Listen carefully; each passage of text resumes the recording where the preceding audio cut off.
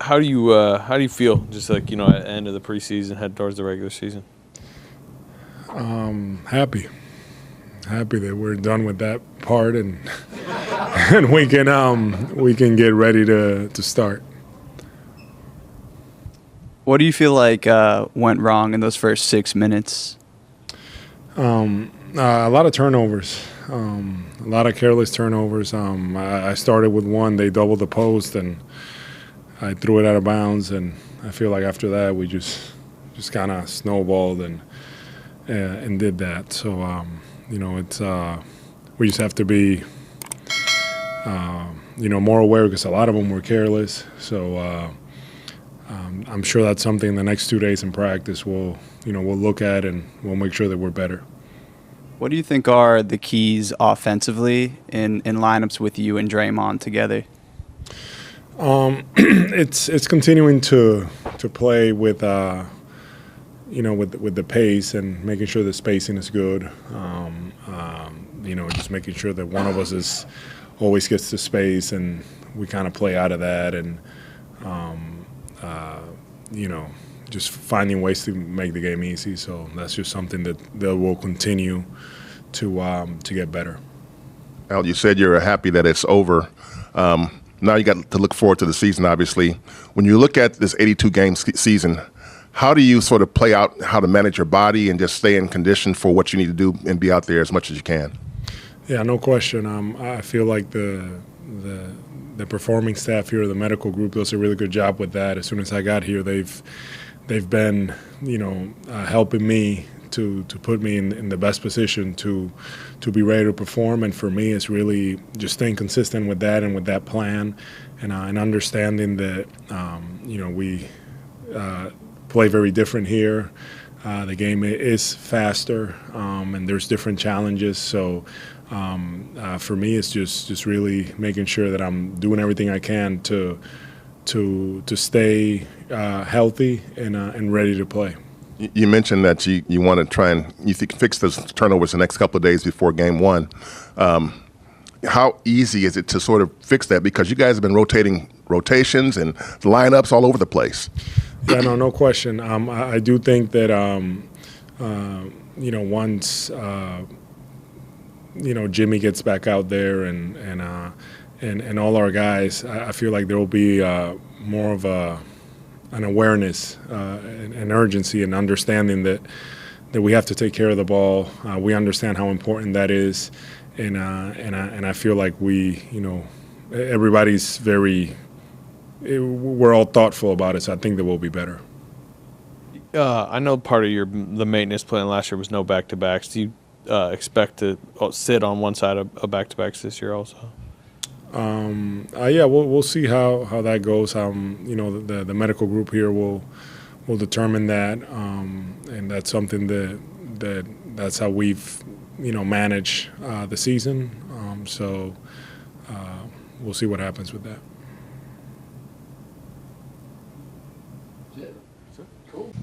Steph, I'm guessing you requested a little bit of a longer run tonight than everyone else got? That's kind of been my usual pattern in preseason. Try to slowly build every game that's close to a full scope of minutes, just to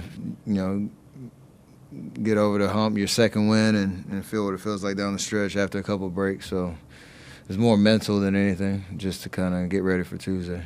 It certainly looks pretty good for you. Do you feel very, very good going into the season?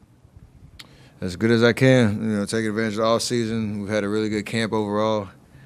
It's obviously been tough. A couple of injuries with Moses and Jimmy missing some time, but as long as we come hopefully on Tuesday with as many guys ready to go as possible, hopefully get off to a good start, I feel good, and I think we're excited. You kind of mentioned it there, but how urgent do you feel the opening month is? I know last year we talked about 12-3. But it feels like at least you came to camp with an urgency to get off to a hot start. Yeah, it was the same mission. It's the same mission every year. Last year we accomplished it, and then the wheels fell out a little bit. But no matter, you don't really want to fast forward too much, or panic if it doesn't go well to begin with, but you want to have intentionality on how you're trying to start out on both ends of the floor, understanding, again, we're a team that is, building on a foundation we had last year, so you want to win the first game. That's kind of how you take it, and it's exciting knowing we're starting on the road against a team that I'm sure Bron's not playing, but is lethal, with Luka. So good test to start out, and hopefully we can hit the ground running. How do you feel the minutes with both Draymond and Al in the front court went tonight and in the preseason overall? Preseason overall, I felt like it was great. Tonight was a rough start. We had turnovers left and right. I think we had 9 turnovers in the first 5 minutes. A lot of that is, the Clippers are a unique defensive team, no matter who's out there. But we had some mental lapses. But I think overall we understand what we're trying to do. And those 2 guys defensively are going to be great. I think it helps Draymond to have Al out there as another spacer. But we just got to be a little bit more sound offensively, taking care of the ball. I think that's something y'all probably get sick of hearing it as much as we get sick of saying it. And if we can take care of the ball, no matter what lineup is out there, then we'll be in good shape. Devin, how much was that can be blamed on the makeshift lineups you guys are going through with the guys that are out, and how much of it was just sloppy play?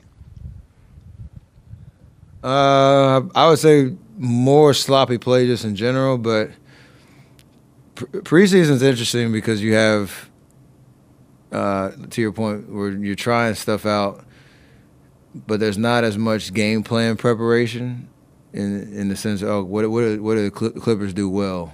Like, we have a mentality to kind of approach. You save a lot of that for the regular season. And it's not like we're in the locker room like talking about how do we, pick them apart this particular game. So that is different in the regular season, and I feel like we'd have a little bit more mindfulness on who we're playing against, as opposed to saying, we're trying to work on our offense, and you play the Lakers, Clippers, Portland, 3 totally different teams. It'll expose some stuff if you're not doing that. So I feel like we're wise enough to know when the regular season starts to take advantage of an actual game plan. Steph, what was your vantage point of Brandon's collision, his injury scare early in the game there? I did not see it at all. You didn't see it at all? No. Just as far as him throughout this preseason, where have you maybe seen him progress going into year 3? Everyone talks about that year 3 leap. You've been around Brandon now a lot. What have you seen out of him throughout the preseason? He's just playing. He's playing with a lot of energy. He's playing competitive like he always does. We're doing some new offensive stuff, so there's still some things to iron out. Where shots might be coming from, where driving lanes are coming from, teams that switch versus traditional defenses. Kind of back to the last question on, it's hard to really understand how everybody's playing just because game plan discipline isn't necessarily there, but. We want him to shoot when he's open. We want him to make the simple play, be scrappy on defense. And that Laker game was great. He's a guy, numbers don't necessarily reflect, his impact. So I don't want him to get caught up in that either. Just keep playing hard and things will take care of themselves. I don't think you had any last-second shots tonight, but haven't been able to ask you, what do you think about the heave rule? You're somebody famous for always taking them, and as Draymond says, the rule is with Warriors, you must take them. Now that those don't count, does that bother you that rule has been changed, or are you in support of it? I used to be like the grumpy old guy sitting on the porch just yelling at people who didn't take that shot because they were afraid of what it does to their shooting percentage, and they kind of took that away. So now I know guys will be out there just throwing them, which – I love the ability to, end a quarter, just giving yourself a shot, never shy. But BP slung one tonight. I still don't know what the actual rule is. Like, where is the 35 feet, last 3 seconds. But the fourth quarter doesn't count. So that's too much to think about. Just play basketball. 3-3. Well, I think I asked you about this before the rule. You're like, I expect to make them. It doesn't. Less. Yeah. I mean, I get 10 extra field goals maybe throughout a whole season. Is that really? You made 4 of them last year. Was that 4? 4 for what? I don't know. Yeah, they don't the exact numbers they don't have because they got to go back through every single one. But much ado about nothing. I know turnovers are never your favorite thing, but last preseason game, it's definitely a different kind of lineup. Does the 10 turnovers the first quarter bother you as much as it might any other time? Well, 9 in the first, 6 in the first, 5 minutes, 4 minutes, something like that. Yeah, 9 in the first 6, yeah, so that bothers me. We definitely had a turnover problem throughout the preseason, but I'm confident that when the lights go on Tuesday, our guys will be locked in. And we didn't have a lot of consistent lineups in the preseason. We had a lot of mix and match lineups, and but that's not an excuse for the careless ones. And so we've got to improve. We need a couple of good days of practice before we head out to LA, but I'm confident we can be fine. Steve, on a night where several teams rested their stars, what is the value of having Steph in your mind? What is the value of playing Steph 30 minutes tonight, last preseason game? He's been ramping up, and I think the most he had played was in Portland, maybe 24, 25 minutes, and he wanted to get to 30 tonight. All of this was by design. He took the night off in LA, I think it was, a middle game. So this is his routine. He likes to get the last preseason game, get to around 30 minutes, and he's ready to roll. Steve, how much of a factor do you think it was that you're using sort of makeshift lineups and shifting lineups and rotations in terms of the turnovers throughout the preseason? That's some of it, but some of it is just careless play and lack of fundamentals. And, one-hand passes off the dribble when 2 hands are available. And, if you have 2 hands on the pass, on the ball, and the guy cuts as you're passing, you can pull it back. But one hand, you throw it out of bounds, and we had several of those. So fundamental stuff has to improve. But I think Jimmy solves a lot of that, You remember last year, I think we were 25 and 26 without him. And then, and turned it over frequently. But after we got him, the game made a lot more sense. There was more control to the game. We cut our turnovers way back, and we started winning. So no coincidence. Hi, Steve. Do you have kind of a game plan as to how you're going to manage everybody's minutes, especially maybe in the first, 2 weeks of the season, just to sort of kind of get off to a decent roll of things? Yeah, I don't know that we're going to be able to play guys right away, much more than 30. And that's not uncommon, especially with the shorter preseason now. We're a week less than what we used to have. We're going to have to ease into things a little bit, but we have a lot of depth, and it doesn't take long, for these guys to go from 25 to 34. So it's probably a week or so, but there's more to it. There's a rhythm, there's a comfort level playing together, and we haven't found that yet, clearly. What are the next few days for you look like? What do you want to accomplish before LA? And, I think Nick asked you pregame, but you expect to have Jimmy and Kuminga and pretty much everybody besides Moody in those practices? Yeah. So tomorrow I'll go to the No Kings rally because I hate America. That's the plan. That's what I heard anyway. If you go, you hate America. So, no, we'll take tomorrow off, and the next 2 days after that, we need good solid practices. Jimmy will work.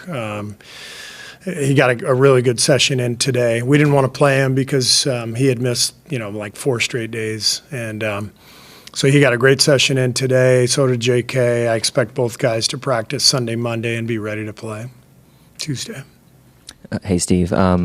What'd you make of? We got to see a little bit more of Draymond and Al Horford together in that starting lineup. What'd you make of their play tonight? Well, they're going to be a good pair because they're both so good defensively, and they match pretty well offensively too, with Al spacing the floor and Draymond making plays and setting screen. Both guys are great screen setters for Steph, and so I'm really excited about that combination. Steve, you talked about Steph's conditioning a lot over the years, but he's 37. He's playing 30 minutes in the preseason game. Just how insane is it that he can still have this level at this age? Well, he works at it all year round, and that's he's one of the best conditioned athletes I've ever seen. But it doesn't just happen. I mean, he's obviously got some good genes, but he works at it, and he keeps himself in shape. Everything is planned. So the build-up that led to the 30 minutes that's been happening, for the last several months. So he's incredible to watch. So, Steve, just from summer league to the end of preseason, what's your assessment on Will Richard and just how comfortable you are with putting him out there after 2 straight starts already? Yeah, Will can really play. It's exciting. You can see it when he's out there. The game makes sense. He's in the right spot. The ball moves. He's not afraid to shoot it. He's good defensively. I think Will is going to be in the league for a long time, and he won't start out the season in the rotation most likely. I shouldn't say that because we'll see who's healthy and who's not on Tuesday. But if everyone's healthy, he's on the outside looking in right now. But I have no doubt that he will get his opportunities this year, and he'll be ready for them. Good. Thank you. Thanks. Luka Doncic and Austin Reeves shine bright against the Suns. The Los Angeles Lakers finally picked up their first preseason win in a rematch against the Golden State Warriors. But with a back-to-back stretch on the schedule, a rarity in preseason, the team had little time to celebrate. On Tuesday night, they faced off against the Phoenix Suns in another opportunity to make a statement. The Lakers were short-handed in their first outing, and while key players sat again, all eyes were on Luka Doncic, who made his long-awaited preseason debut. Head coach J.J. Redick had previously stated that Doncic would be on a minutes restriction after his summer run at Eurobasket 2025, but on Tuesday, the team gave the green light and Doncic delivered. While the Lakers ultimately fell 113-104, the scoreboard felt like an afterthought. Doncic picked up exactly where he left off in international play, poised, in control, and downright dominant. From the opening tip, it was clear the Suns had no answer for him. Doncic orchestrated the offense with ease, scoring at will and setting up teammates with precision. At times, it felt like he was toying with defenders, controlling the game at his own pace. He finished the night with 25 points, 7 rebounds, and for assists, shooting 7 for 15 from the field and 4 for 8 from beyond the arc. He checked out for good in the third quarter, having already made his presence felt. And while Doncic was the headliner, Austin Reeves continued his impressive preseason campaign, proving once again that he can shine alongside another star. Phoenix tried to disrupt his rhythm with physical defense, but Reeves didn't flinch. Whether slashing to the rim, getting to the free throw line, or knocking down jumpers, he played with confidence and control.